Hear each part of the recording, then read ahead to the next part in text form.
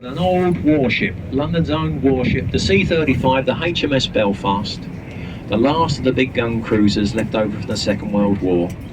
She's now a museum to British sea power, and she's got 7 decks to explore from the engine room to the bridge. Behind the Belfast is the tallest building in Western Europe, the Shard of Glass. 1,016 feet high, viewing galleries at the top, but they are quite expensive. It's between £30 and £50 to get to the top. And if you don't want to spend that money, what you do is you cross the river to this first big building over on our right. The one with the glass atrium at the top. Underneath that glass atrium there's restaurants and bars. It's called the London Sky Garden. And if you tap into your phone, London Sky Garden, you will get the information that allows you to get into the lifts, to get to the top and join those people enjoying the views for free. Of course, the management up there would like you to spend money, but you don't have to. So, if you're in London for a few days, tap in London Sky Garden now, book yourself one of the lifts up for free, and get all those views. Wonderful. Now down to the river level now, just over on our right hand side, that yellow brick building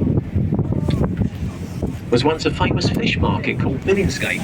The only fish to remain there now are the golden ones on the roof, acting as weather vanes. They sold fish on the side for 1,000 years.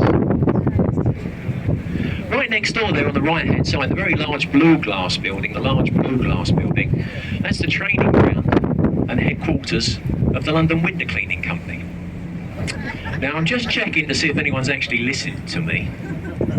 It's like the Northern Shell building, a reinsurance building, but you might, there's about 5 or 6 jokes, corny jokes in the rest of the commentary, so you have to, I'll try and point them out if you don't get them.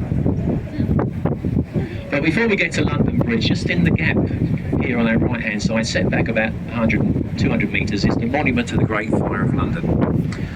A white column with a golden top piece, and if you paid a small entrance fee, you can climb the 311 stairs in a spiral staircase that gets you to the top. Let's see if any tourists have made their way up to the top today. None at all. None at all.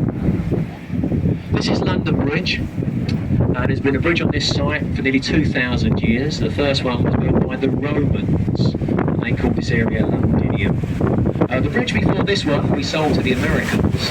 We took it down like a giant jigsaw puzzle, and they re-erected it across Lake Havasu in the Arizona desert as a tourist attraction. They tell me it's even got red buses going across the top. This one was opened in '73 by the late Queen.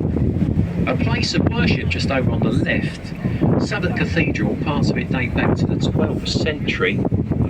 In the graveyard, if you wander around, you might find the gravestone of Edmund Shakespeare.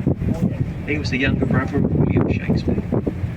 There's an old pirate ship just over on the left. Just you can see the pirate ship just down the left. Has anyone seen Pirates of the Caribbean? Anyone seen it? Well, that's got nothing to do with it whatsoever.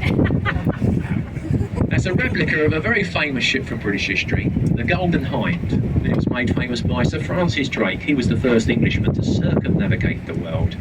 It took him 3 years, from 1577 to 1580. That replica's been around the world twice, and they're getting it ready at the moment for another circumnavigation of the world later on in the year. Now we're going underneath the bridge. The only interesting thing about the bridge is just there to our right. Look, there's a solarium. I don't know why they put it there, looking over the river. Sometimes you see interesting sights. Look, there's a man, he's got pink shorts on. Sometimes it's better than that, we go round twice. Not today, not the pink shorts.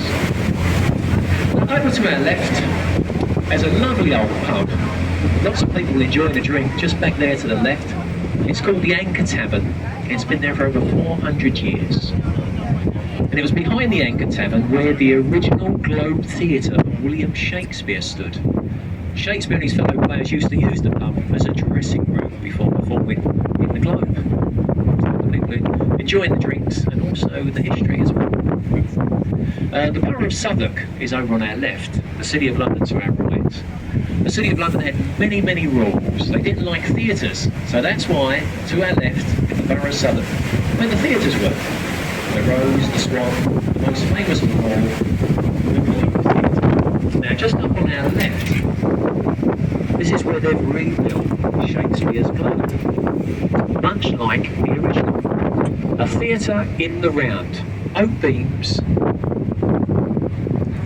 a thatched roof,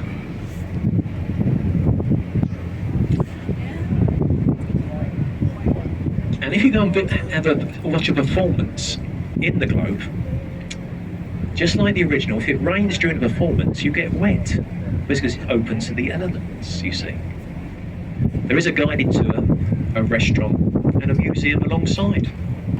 Further along on the left, that large power station is